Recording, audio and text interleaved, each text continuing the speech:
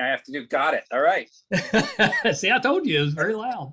Oh, All right. wow. So, hi, everybody. Welcome to another edition of Too Opinionated, where today we are joined by good friend of the show, actor Chris Ufland. So, welcome back, Chris. Thank you so much for having me back. I'm glad I have something that I could actually talk about. I've got another job that I can plug. Woohoo! Woo! So, we were talking, before we started recording that last time you were here, and I tell this story all the time on the podcast. We had you on. You had, it wasn't even close. You had the best stories for the podcast. They were hilarious. Oh, and right. Then we recorded it, we released it, and you could hear me and Brett, or me, I can't even remember now, but you couldn't hear you at all. It was just garbled mess. So we're like, okay, we'll redo it. So we basically redid it again, the exact same stories, which isn't easy, to retell the whole thing again and get this, but we did it. Same thing happened. So then we did it a third time. Right. Same stories. It's still hilarious. We're listening to it. It sounds fine. We release it. It's better. Still a mess. And I told Emily, I was like, well, there goes that friendship. Did I sound like a little ant last time? Is that what it was? A little ant that's really fast? Yeah, it was a mess. But now, with the Zoom technology, no more problems. I wish I could remember the funny stories we talked about, and I hope they were like PG rated or G rated, and they were like something that wasn't too offensive. I don't have too many offensive stories. No. My memory as to what. No, the 6 Feet Under Harrison Ford story was probably PG-13, but. Oh yes. But other than that, everything was. So I shared the 6 Feet Under story about what I did in the middle of the audition and everything. Yeah. Where I was like, that, you know what I'm talking about? Yeah, I know what you're talking about. Okay, Yeah. So basically your character on 6 Feet Under was, like masturbating on camera. Not like, was. It was, yeah. And but then you had to, you're on set with Harrison Ford and you had to kind of let him know what you did on 6 Feet Under.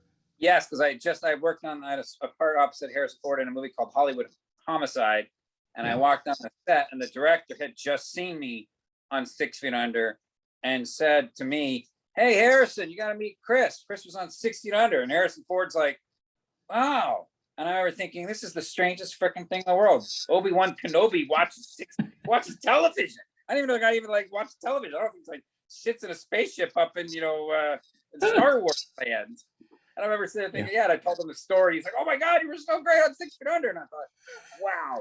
This is wild. I'm having a conversation with, Indiana Jones about me, what I did on 6 Feet Under. It was pretty amazing. The best part of that story is anytime you run into Harrison, if he doesn't remember you, that's all you have to say. You're like, I'm the 6 Feet Under guy. I'm the 6 Feet Under guy. I'm the masturbation guy. I'm the guy who killed himself. Remember?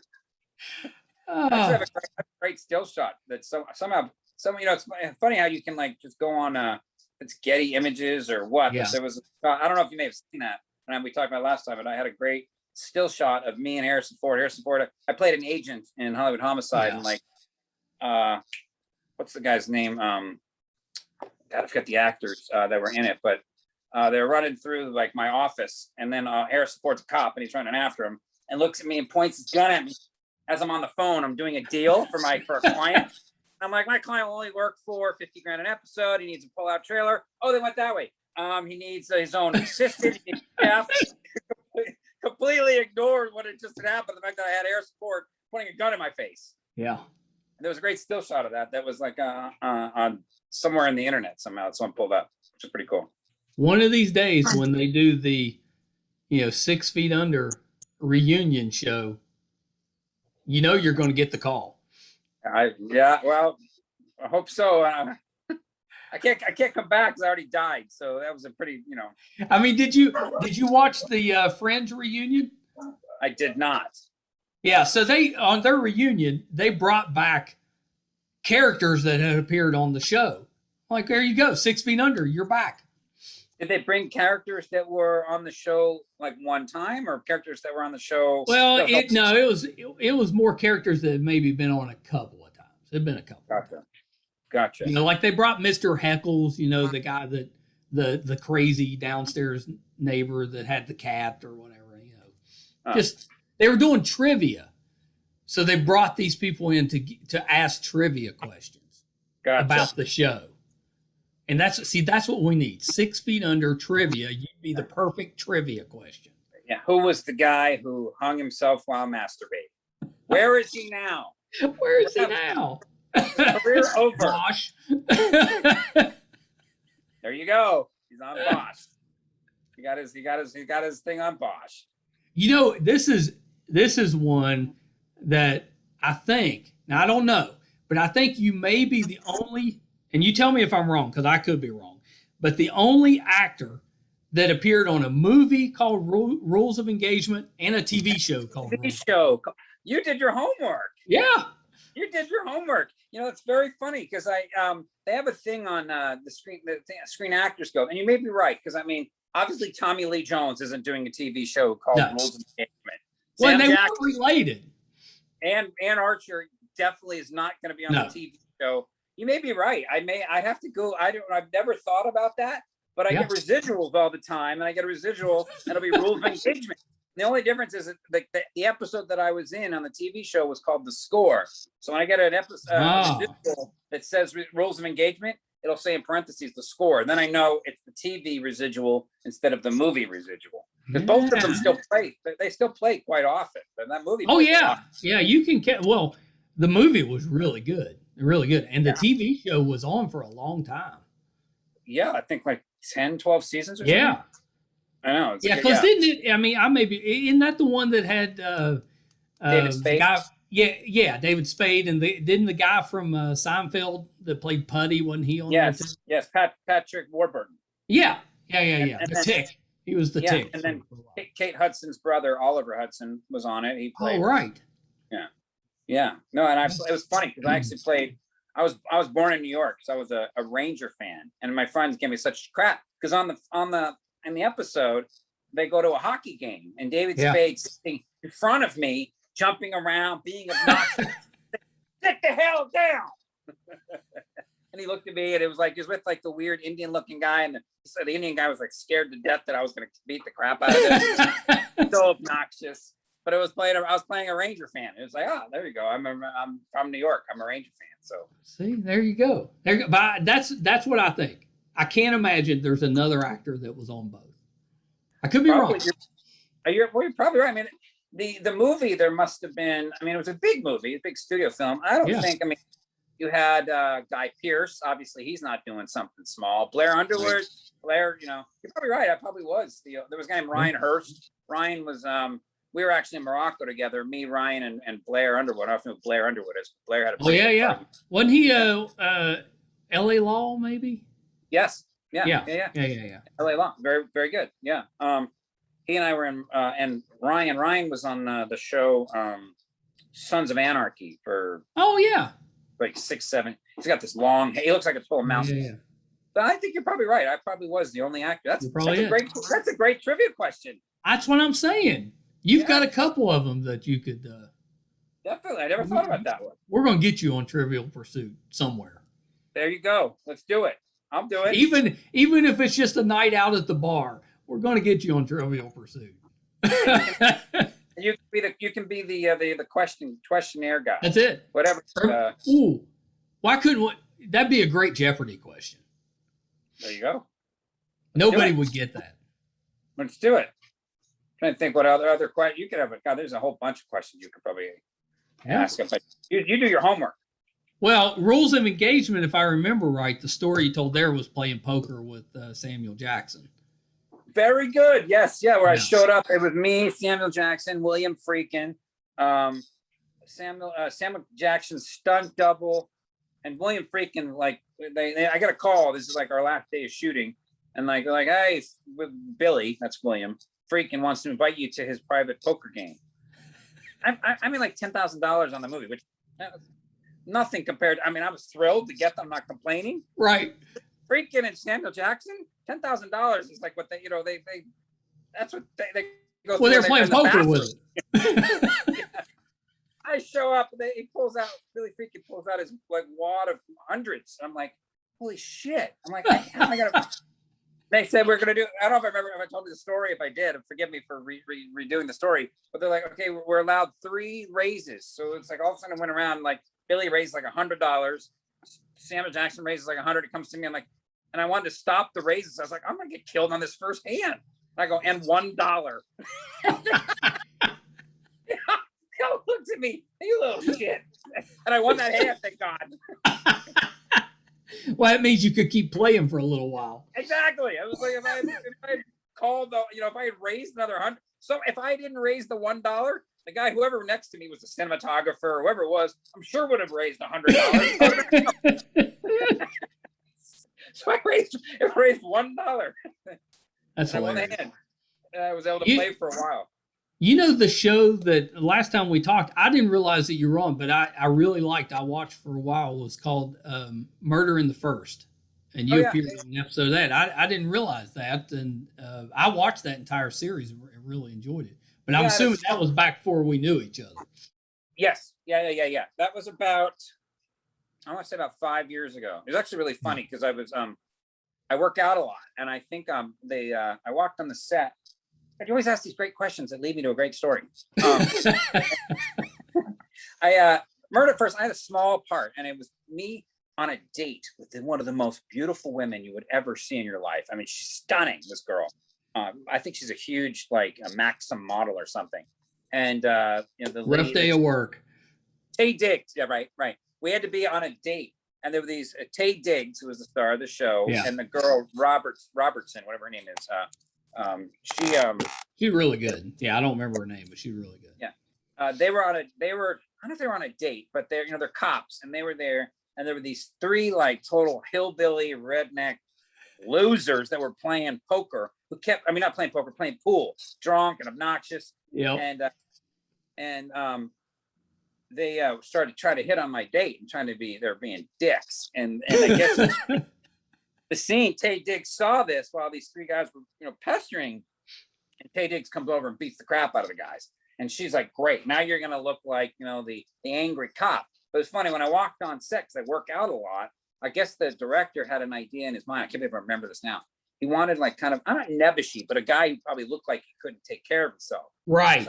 So I walked on set, and I think when I auditioned for the role, I wore like a baggy shirt. I think I may have had my prop glasses. Yeah. And I walked on the set, and he almost walked by me when I was about to go into my trailer, and he stops and he looks at me and he's like, and I was in a tight t-shirt and jeans. I might have my boots on, and he looked at me and he's like, dude, you look like you could kick these guys' asses. He was like, I was like, I didn't know. So dude, we got it. So he got my wardrobe. I mean, they made me look pretty dumpy and not someone who could probably kick some ass. Which is kind of a compliment, I guess. I had no idea. He had a vision. It's funny when the directors or producers, they always have a vision of the character or how they see it. Clearly, they saw this guy as someone who probably, if some dicks were trying to hit on his girlfriend, he would have beat the crap out of them. And I think that when they saw me on the videotape for my audition, I looked so kind of nebbishy and so it's good. Amazing you picked that up. I don't know how I missed that last time, but because I really liked that show. It was, did you? Pretty good. Yeah, it was pretty good, and I watched it. I think it was on TBS. I watched that, the whole run, but I just didn't realize that you had been on it. I remember it now. Now that you talked about that, I remember that episode. Mike, I've almost been on every show at least once. I know. I was listen to this. Listen, I wrote some of them down. Bones, Criminal Minds, 24, Ghost Whisperer, Las Vegas, Judging Amy, Dragnet, Commander in Chief. That's just a little bit of them. And I didn't even mention Hawaii 5-0. Oh, well, the most recent, yeah. Or NCIS, too. I forgot that one, too. Did you see my NCIS? I did see that one. You did see that? Yeah. Because we watched, remember, we had a viewing party for Hawaii 5-0. I know you did. I know you guys had a viewing party, and you guys actually were telling me what was happening with the show before I even knew it was because it aired 3 hours earlier. And Thank God I'm still in there. It wouldn't have made any sense to cut me out, but you just never know. You never know. I got cut out. I was in a show 3 years ago called Unsolved. It was all about, and it's funny because it's actually, if you were to Google Chris Ufland Unsolved, which was the Tupac Shakur murders, and it was done by the same people who did American Crime Story, the OJ thing. I had one big scene with me and Mekhi Phifer, who's a black actor who was one of the regulars. And it was a really important scene. It was funny because I'm always the guy. People always, dude, you're always being interrogated. You're interrogated for life. You're interrogated on Bones. You're interrogated on NCIS. You're always being interrogated. And on Unsolved, I was a cop interrogating him. So I was all excited. I was going to get this nice big chunk of footage from the show. And I guess the show went over about like 5-6 minutes length that they were allowed. So they shot that whole scene. And it's like, if you go on and Google Chris Ufland Unsolved, you'll see that one still shot of me interrogating Mekhi Phifer. And it's like, oh man, I couldn't even get that darn footage. Yeah. So did they, when that happens, do they let you know, or do you just have to find out when you watch it after you've told all your friends to watch the show? Yeah. You get pie in your face and you fucking find out the hard way, excuse my language, and it sucks. I mean, that's terrible. It's usually television is pretty good because their scripts are it's so down to a science. It's like they're like 53 pages or something. So usually fits in. It's very, very rare that they run over. It's there's been 2 times where I was cut out of something in my life, Unsolved. And years ago, I was in a mini series about Elvis Presley, and it was called Elvis and Me. And I remember that. Yeah, it was I remember the show. Yeah, or the mini series. And I was all excited. I told everybody I was on it. It was going to, they had a big, huge ABC had a huge viewing party or premiere thing, and I showed up, and the director was like, "That's some bad news."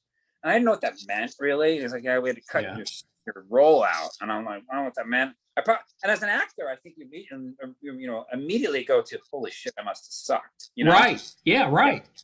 It's what you think. Yeah. Oh, you know what? Actually, no, that's not true. 3 times. I was on a show about 15 years ago. My best friend is a guy named Chad Lowe. Chad has been an actor and a director. Yeah.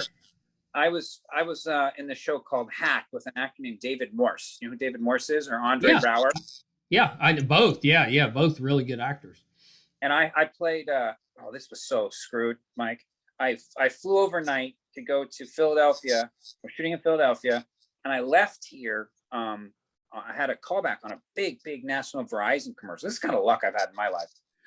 Some people would say, I'd like to have your luck, Chris, because you've had a pretty good career. I flew overnight, flew to Philadelphia. I didn't tell my commercial agent that I was going to do a 1-day guest spot on Hack in Philadelphia. Yeah. I fly on a red-eye flight. I had no idea that I booked this commercial. I'm in Philadelphia, fly the red-eye flight Saturday morning. Chad and I are going to go through wardrobe and everything. All of a sudden I get a phone. Like, "Hi, I'd like to speak with Chris." And I go, "This is he." They go, "Hi, we'd like to get you in for a wardrobe fitting today." And I said, "Well, where?" They go, "For the commercial." And I was like, "Oh, shit." I'm like, "Well, we have a little problem." I'm about 3,000 miles away. Like, where are you? I'm like, I'm in Philadelphia. I got to shoot a TV series. So they canceled me and I lost the job. It gets even worse. I'm on the show on Hack, and I have this really nice part as an AA leader at this meeting with the lead.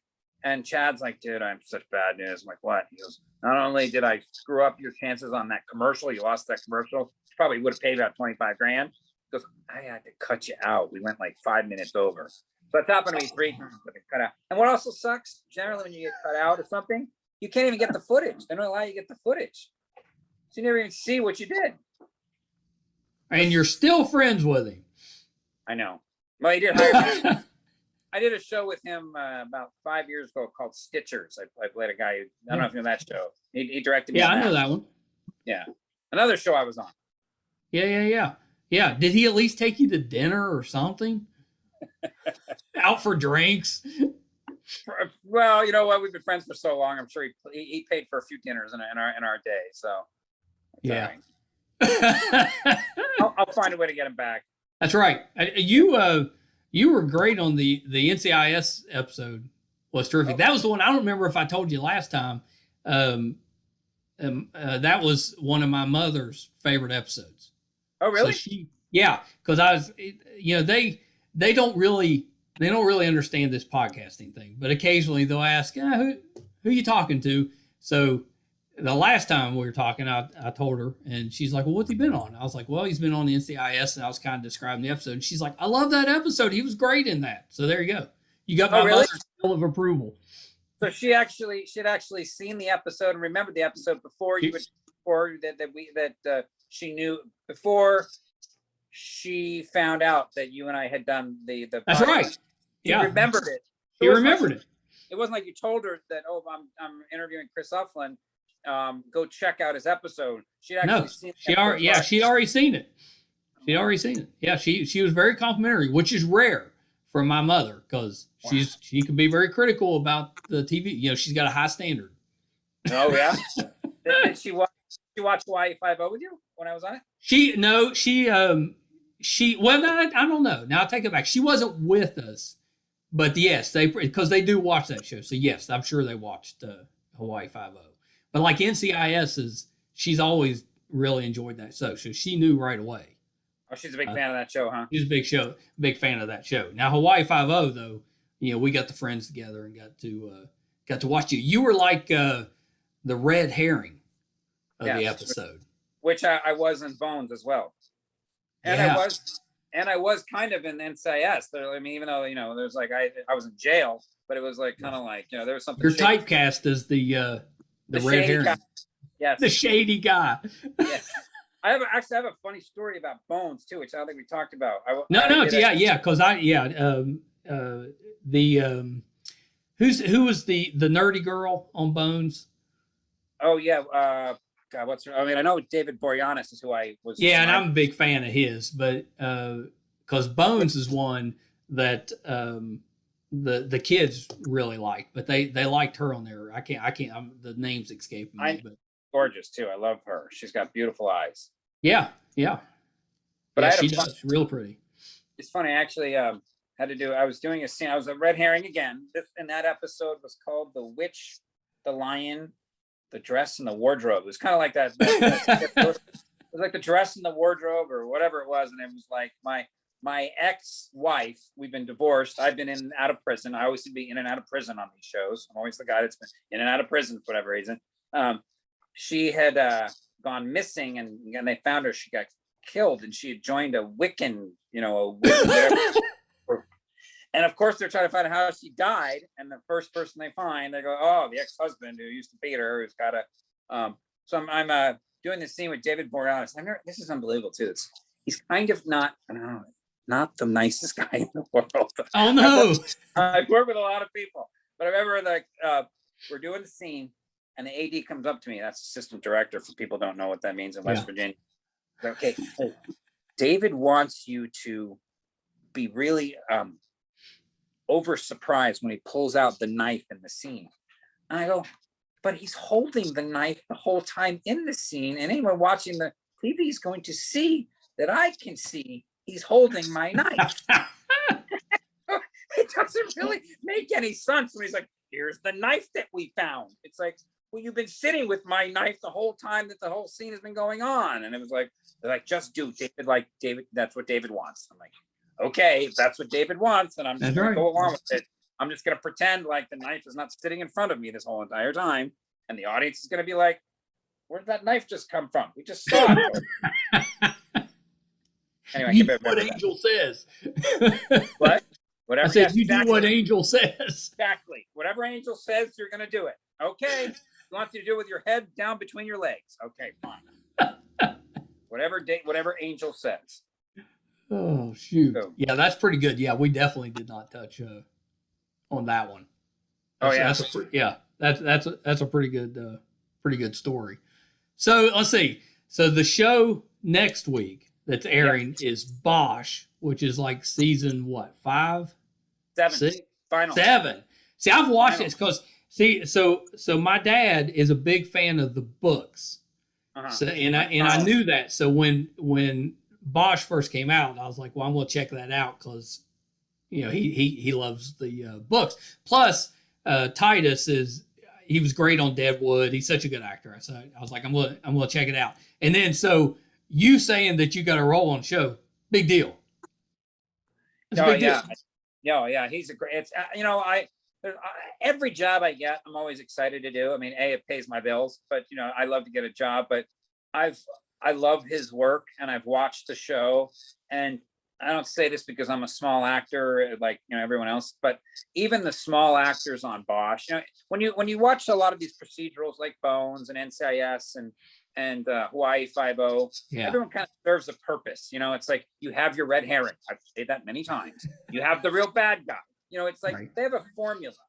Bosch doesn't have that formula. No. So it's like you have all these like smaller characters that are in there, and all the actors on that show, if they're small or big, all are so good. They have just such great actors and great writing. And it's like I got a nice little 4 scenes that I got to be in with him, and he's great. He's a really fantastic actor. He's like an actor.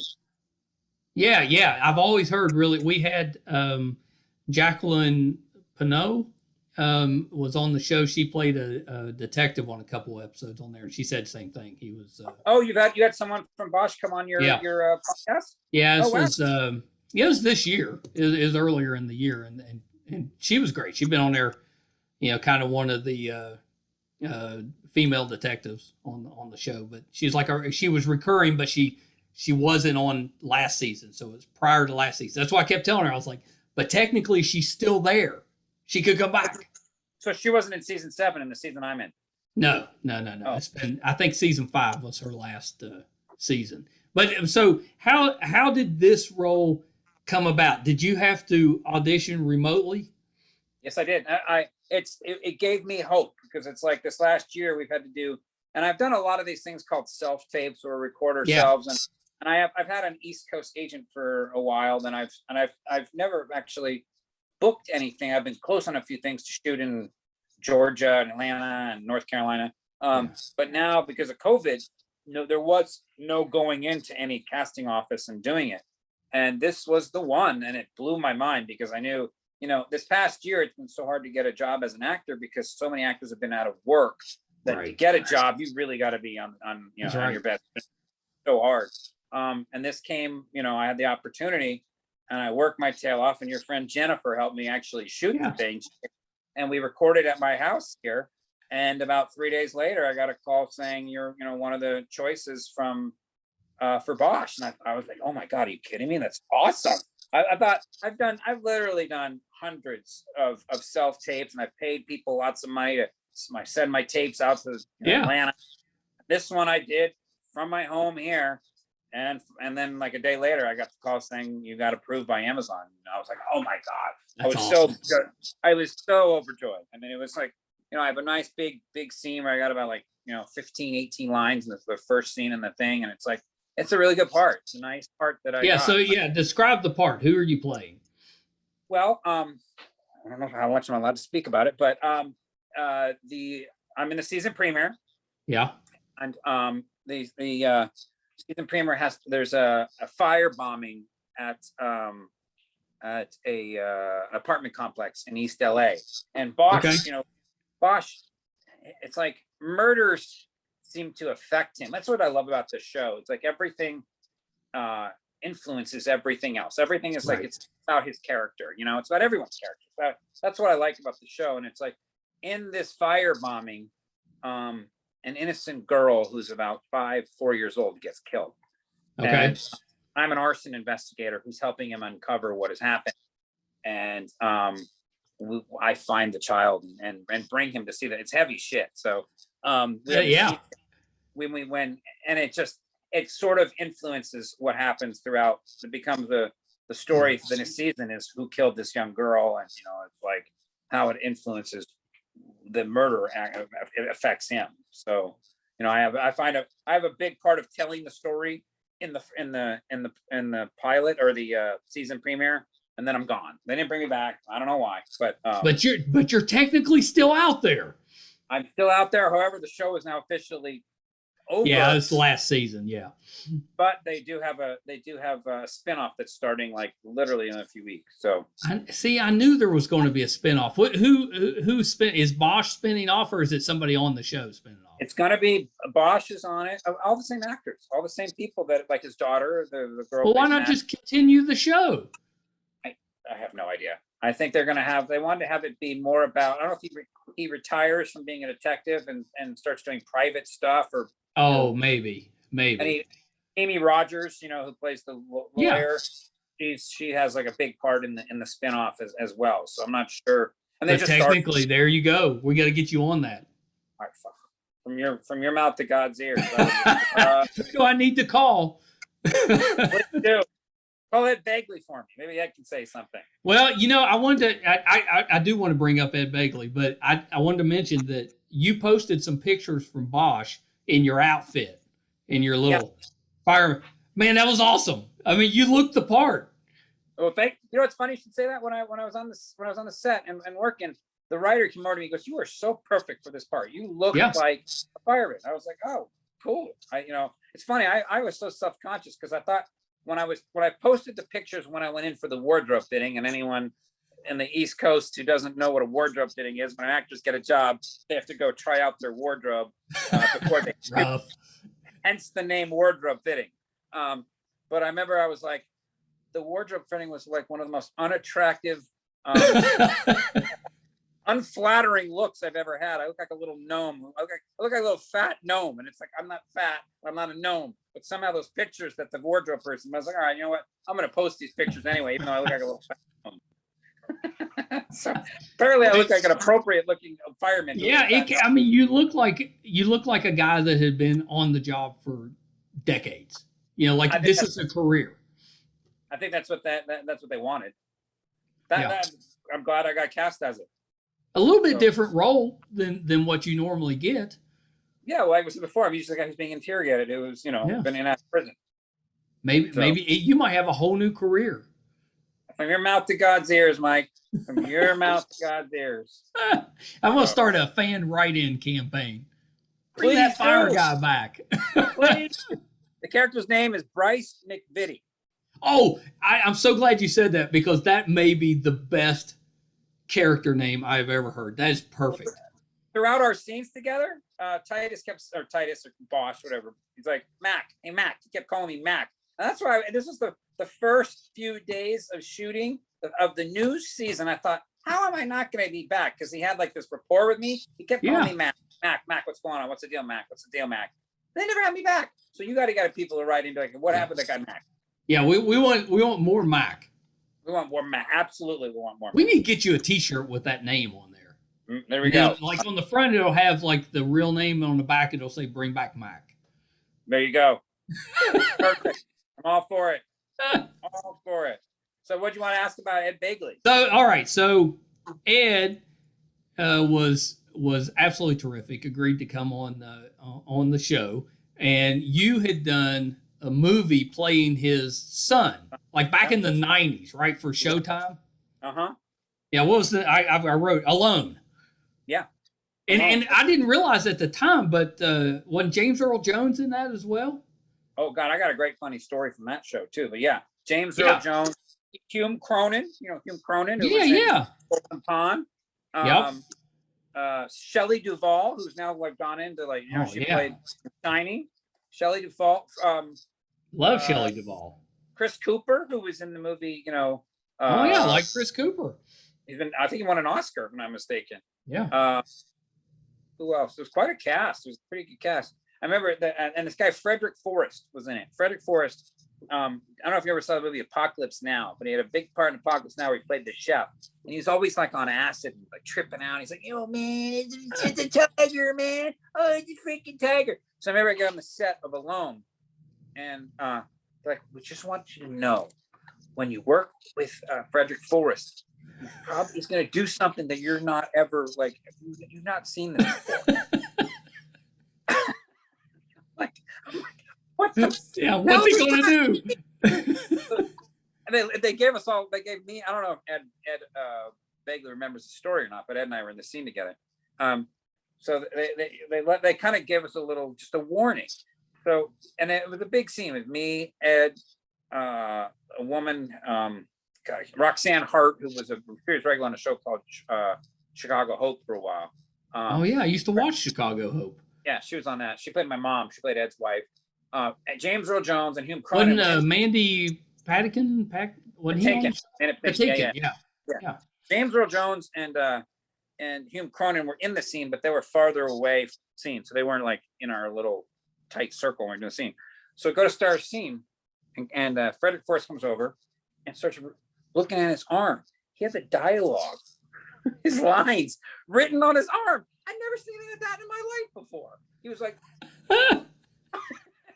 that's what the assistant director was warning us. It's like, Frederick Forrest is going to do something that's probably going to throw you. It's like, yeah, when someone's reading their lines off their arm, that's definitely, you know. I didn't even know that was an option. Maybe that's what I needed to do. I was going to say, I want to get that option too. I just heard a story recently that Eric Roberts, who doesn't remember lines at all, it's a requirement. This is a friend of mine who's a producer, told me Eric Roberts, when he's on a set now, they have to have like his lines posted all like around the camera, and he like sits there and reads and does like his posturing and does all this stuff, and it's all because he's just sitting there reading his dialogue. So that totally changes. I know all the stuff I've seen him in now.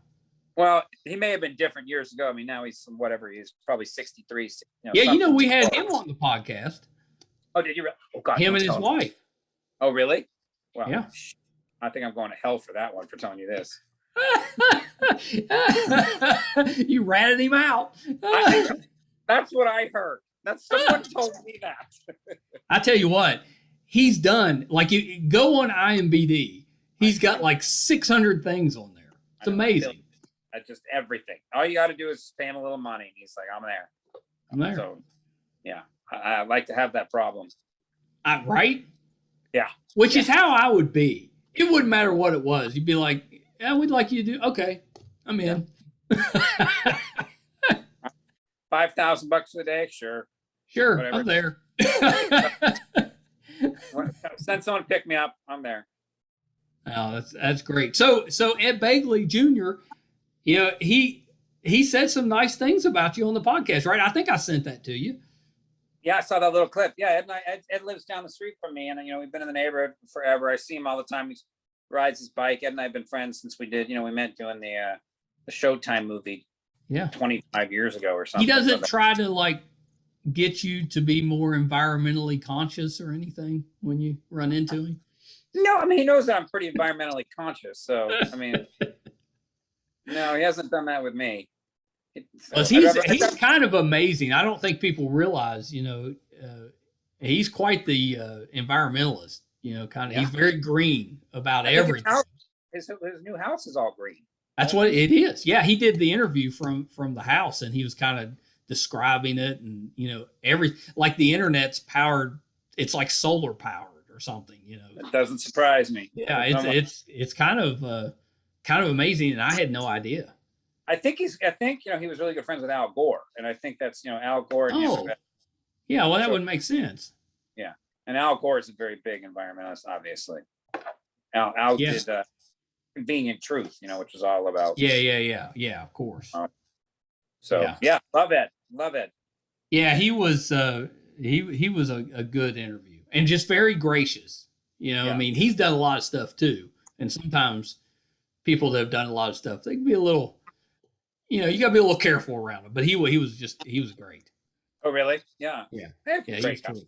Great guy. Yeah, you could tell he was just a good person. You could tell. Yeah. How did you get him to do this? Was it hard to? Was it? No, it was actually really. Well, now I take it back. So it was pretty easy, but the reason it was pretty easy was because he shares the same publicist as Dee Dee Pfeiffer. And did you tell Dee Dee I said hello?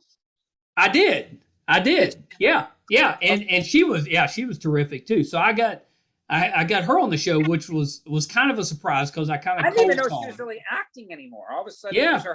Michelle is married to David Kelly. Yeah. David, new show that Dee Dee I think has a part on, right? Yeah, she's the secretary on that show. And she said she probably wouldn't have done it if it wasn't him, Is that show airing yet? Is it on? Yeah, it's on. It's you can find it on Hulu. It just finished its first season, but it's coming back. Yeah, it's coming back. Yeah, it's good. It's typical David E. Kelly. It's very twisty.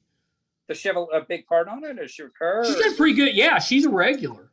So is? she's in every episode. It's not she's not the lead, but she's in every episode. She's like it's so the story is it's two female private investigators, and she's their secretary. So she's in every episode. But she was great. And so I got her on the show, and then it went so well, and she kind of let his name's Turk. She let Turk know, hey, I had a really good time on the show. So then I sent him, and I was like, well, I see you work with Ed. We'd love to have Ed on the show. And he came back and he's like, well, yeah, we can make that happen. I'm like, there you go. Turk is the publicist person you're talking about? Oh, got it. Yeah. So that's how I got Ed. He actually, we had, he's put a few people on. We had a younger actor, Michael Campion, who was on Fuller House, the new Full House show. Oh, right. We had him on as well. Yeah, that's why I said this podcast has come a long way. So we've got, or I've got now relationships with 6 or 7, publishing firms, and they're sending me people. I'm not even having to go look really. They're just sending me people, and that's wow. And awesome. I was there almost at the beginning. Right? You were there when it was a mess, and we just hung in there. We just kept plugging away, and now we're doing good enough that I still cold call and still try to get people on, but now we get people just sent to us. That's how I got the lady detective from Bosch. She was sent to me. Oh, really? Oh, wow. Yeah. Just by I know. It's like, hey, well, and it's just one of those where, the initial contact, I contacted them and they gave me a shot and it went well. And the feedback they got was pretty well, that they gave me somebody else, and it just kept going good. And now, it's every week or so they'll send me somebody new, but I've got 5 or 6 different firms doing that. So that's where the majority of our guests are coming from now. Am I the first repeat guest? Other than Jennifer Nash, yeah. Oh, gotcha. But Jennifer technically was our first episode. Back when it was, I don't even remember what we called it. We called it something different back then. It's the only episode we had a different name. She was on that one. All the way to Virginia to do it? She came all the way here, and we did it sitting by the pool, and it was terrible, and she was great. And then she cooked us dinner, which was pretty awesome. There you go. I think I've told you that story. So, I contacted her and by Facebook, thinking that she's never going to reply, and she didn't reply on Facebook. She called me, right? And then we ended up talking, and I was like, you should come down and do this podcast for her. And she drove to West Virginia 3 hours and did this podcast, cooked us dinner. So after I got off the phone with her, I called Emily and I was like, hey, Jennifer Nash is coming over to do this podcast, and she's going to cook us dinner. And she's like, who? And then she never left. Yeah, and there we go. And so then she came back one time after that, and that was back probably around the time you did your first one. We still weren't very good at that time. I don't know if we'll get a third time with her. Gotta get a job. Got a job you can talk about. How many people now are listening to the listeners that listen to the podcast now? What when Ed did it?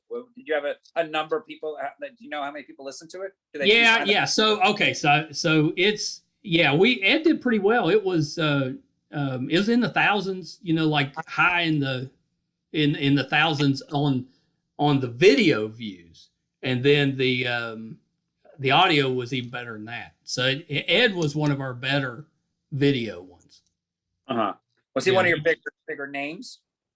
Yeah, I'd say Ed was probably one of our bigger names. I mean, since then we had Nestor Carbonell. I don't know if you know him. Yeah, he was pretty big. We had Tamlin Tamita. That I don't know if you know her. She did well. Yeah. She was in Karate Kid 2, but now she does a whole bunch of stuff. So we've had a few, that. But now, honestly, we had Ed Asner on. We haven't released that one yet because we were waiting on the last Saturday night to release, right? I was afraid you're waiting for him to kick the bucket. I was like, No. Now, you know what? Listen, I don't know if you saw that when we had Ed Asner on, and he actually sung a song to Emily on the episode, and it was a song named Emily. So, really? Yeah, that was pretty epic. He's probably the biggest name we've had on was Ed Asner. You can't. It'd be tough to get, and he's another one like Eric Roberts. He's got like 800 things on IMDb. Have you guys had Eric Roberts do it too, or no? Yeah. Yeah, you had Eric Roberts. Yeah. We had Eric Roberts. We had Chris Browning, Sherilyn Finn. Oh yeah, Chris from Bosch, a fellow Bosch guy. Oh, Chris Browning was on Bosch? Yeah, he did. He had a few episodes. He did a Bosch. I've forgotten that. Yeah, I've forgotten that. Yeah, I probably knew it. So there you go. I've had three Bosch guys now. Yeah. Wow. It's pretty good. Wow. I need Titus to come on. Yeah. Well, he's probably. I don't know. He seems like such a modest guy. I don't know if he would. Yeah. I've tried. I have seen. You know what happens? The really, really big stars, their people don't even reply. And I think some of them, if you actually talk to them, like if I got a chance to talk to them and ask them, some of them I think would probably do it. But they don't even get their request. Their people just cut it off. And I get that. I get that because they probably get a ton. That's what they're getting paid for, is to weed out the little guys like me. You know what I mean? Oh, come on. So we're trying. I have been through all the 80s movies. I've had all of them. I had the Beastmaster on, Mark Singer. I had let's see, both of the stars from The Last Starfighter. They were on a few weeks ago. Oh, on your podcast? Yeah. Yeah, it's like I got the guy that starred in it, who was awesome, and he helped me get Catherine Mary Stewart to come on the show. And she was great too. So that worked out. If it's an 80s actor, 80s, 90s, where they're not doing a whole lot now, but they're kind of. You want to get one of them? I got. Yeah, I know. You need to help us out. Yeah, that should help. Yeah. I have to think about that. We need Chad to come on the show. I'd love to talk to Chad. Chad has been so busy with directing; it's tough to . I know. That's why I'd like to talk to him. Because we haven't had a lot of directors on. He's done some really good acting, but I'd like to talk to him about the directing stuff. Yeah, he's right now. I actually just texted with him a couple of days ago, and he's in Toronto directing some Netflix show. Titan. I have a good friend, my friend Ira Hayden. Actually, two friends. I have a friend, Ira Hayden, who was the star of Nightmare on Elm Street 3, The Dream. Yeah. And my friend Malcolm Daynard. Malcolm was the star of the movie. Remember Christine with the car? Of course. Lords of Discipline. Remember he jumped off, killed himself. Well, see, there you go.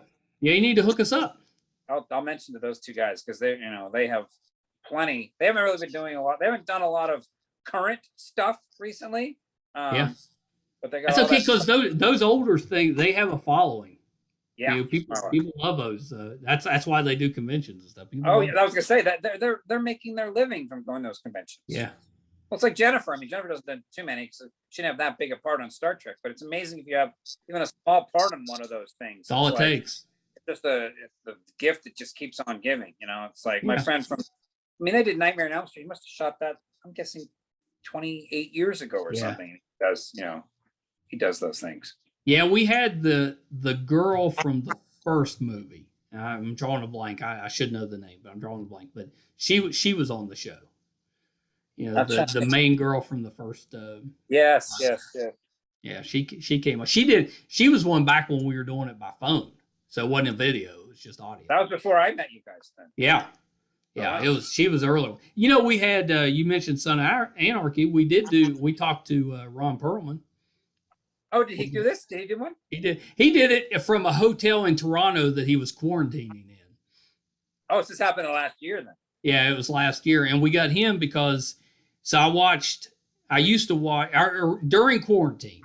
I started watching this show on Hulu called Quick Draw, and it was funny. I thought it was really good. It's like improv Western. And I thought it was new. I thought it was a new show. It turned out it was like 10 years old. So I found the guy that starred in it on Facebook and sent him a message. And he's like, yeah, I'll come on the show. I was like, oh, hot dog. So he came on the show. Well, then after that, I was like, you know what we need to do? We need to do a quick draw reunion and bring the whole cast on. So we did. We brought like the whole main cast on the show. Well, one of that and we did a panel interview, on Zoom.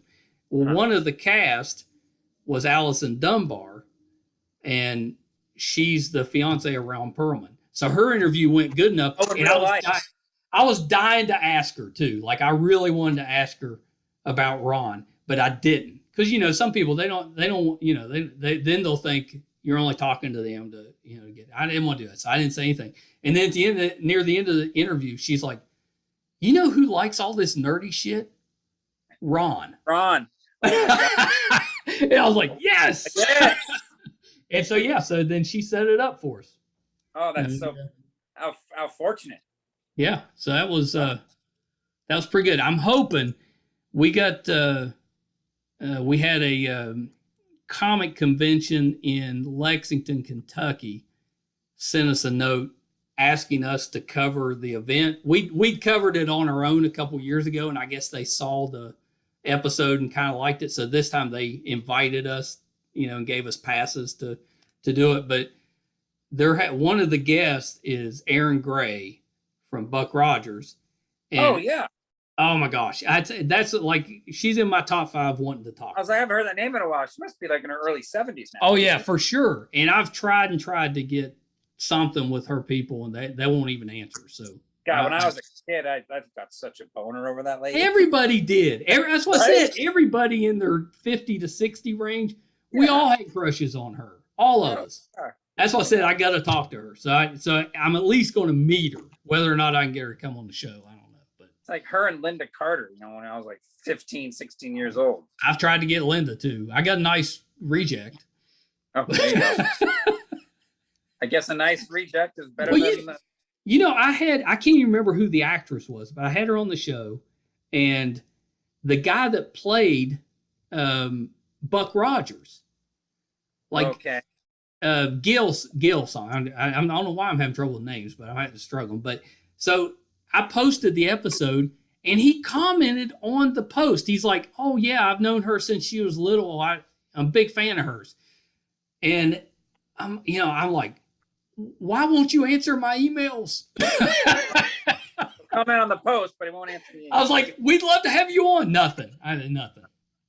Nothing. So that's why it usually is. The best, I'll tell you the best, I don't know how we got on this, but the best reject I've gotten for this show was I sent a note to Mr. T's manager. Right? I was like, I'm going to do it. And they said, "We pity the fool." Well, yeah. So he sends back, and all it says is, "No, T's not interested." Not even a period. Just T's not interested. Yeah. and then you said, we wrote back, "We pity the fool." That's right. So yeah. Anyway. So Chris, this has been great, man. We miss you. We want to get out there and see you a little bit. Come on out here. If you're not too busy on Bosch's spinoff. Oh yeah, right. Well, get that letter out there. Get the. Oh, it's in the mail. It's coming. Please. Next Friday, Bosch, Amazon. Watch it. You know what else? You need to start doing voice work. I audition for voice work all the time. Yeah, we need to get you on one of these Star Wars cartoons. Hey, if you got any lead, please let me know. Well, you need to call up your buddy Harrison, say, hey. I'm the guy who's up on 16 Under, remember? That's right. I just need you to put in a good word for me. Right, of course, because he doesn't have anyone else saying put in a good word for me. I'm the only guy. I think you're it. I think people were too scared to ask him, and he's just been waiting for somebody to ask for help. Well, if you find his phone number, let me know. He's doing a new Indiana Jones. I know they're doing right now. Indiana Jones 5, right? Yeah. And he's got to be 80. Yeah, probably. Yeah. 77, 78, somewhere in there. Yeah. Yeah. He ain't, he ain't. Yeah. So. Yeah. You could technically still play his son. Hey, from your mouth to God's ears on something. Right? I could. And I always could. It's like I'm not going to get any older. Well, that's true. You could always play his son. Yeah. He'll be 90 and I'll be 70 or whatever, and I can still play his son. Still play his son. You know, that maybe, you know, you could have a granddaughter to get involved in the stuff. And then it's like generational. There you go. I'm pitching it. Pitching it. There you go. That's the story. So. Okay, so Chris, all right, I'll shut up. It's nonsense. We got off on tangent because we haven't seen each other in forever. Right. So before you go, the episode of Bosch comes out next Friday, which will be June 25th. Yep. On Amazon. Yes, on Amazon. Don't ask me like what time or how they do it. I'm not sure if Amazon. You know, I noticed that now they're doing Handmaid's Tale. They've been dropping. It seems like one episode per week. Yeah. I think. I don't know. I think they like. It's weird. They drop like the first 3, and then one a week after that. I wonder if the streaming service is like, you know what, we get a little more mileage when we, don't do the whole thing all at once. Yeah. So I think Bosch is weekly. I think it releases weekly. Well, I'm in the first one, so I'm in the premiere. Yeah, so there you go. Next Friday. So, is there anything else that we should kind of keep an eye out for that you got coming up? That's it right now. All right, great. Well, great. Okay, great. That means you have to come back when something else comes along. Absolutely. I'm ready to 3 times the charm, right? That's right. You could be the first. I mean, technically, if we counted the 3 we had to do for the first one, you'd be like a 5 times. We're at about a dozen right now. We'd have to. We need to get. We'd be like the Saturday Night Live in the 5 Timers Club. We got to get you a jacket or something for it. Right. All right. So where can we find you on social media? Well, Chris Ufland. Cuffla8 is how you find me. I think on Instagram or Chris Ufland. Yeah. I think I don't know. Cuffla8, and then obviously on. I'm not a big social media guy. I'm trying to get better. I don't know if you'll be able to see this, but because I had someone put this together for me, which I think you'll like. Oh, nice. Can you see this? Oh, yeah. You see that? Look at that. Wait. There's my... That's a great picture, too. And there's the still shot there you are. Of me and Titus. Put that all together from Bosch. There you are. You look so good as a firefighter. Someone said it to me a few hours ago also. They're like, dude, you look great as a firefighter. I'm like, oh, cool. I mean, you might just need to retire from acting and become, volunteer fireman. There you go. From your mouth to God's ear. Or what's the show that Chad's, brother Rob's on? That's a firefighting show. 911, yeah. 911. I've been trying to get on that. I keep hounding Chad. I'm like, dude, I gotta get on that. So yeah, you need to be on there. Now you've shown you can play the firefighter, so there you go. Hey, well, no one's seen it yet, so now they'll be able to see next week. See it. Oh, you know what? This guy can play a fireman. So we got to get your guy up on a ladder rescuing somebody from a window. There you go. I got it. I'm there. There we go. All right, Chris, hold on 1 second. I'm gonna hit pause. I know it always seems ridiculous because I come on here and I'm just laughing or kind of talking to myself. So Zoom has changed it so when you hit record, this very loud voice comes on and said this meeting is being recorded, and it always throws me. So I'll get better at that. But that was our good friend Chris Ufland. I'm such a fan of Chris. I think he does such a great underappreciated job. He should definitely have more work. And he's right. He's been on just about all the procedurals, but I think he's got more range than that. We need to get more dramatic roles. I'd love to see him do some comedy.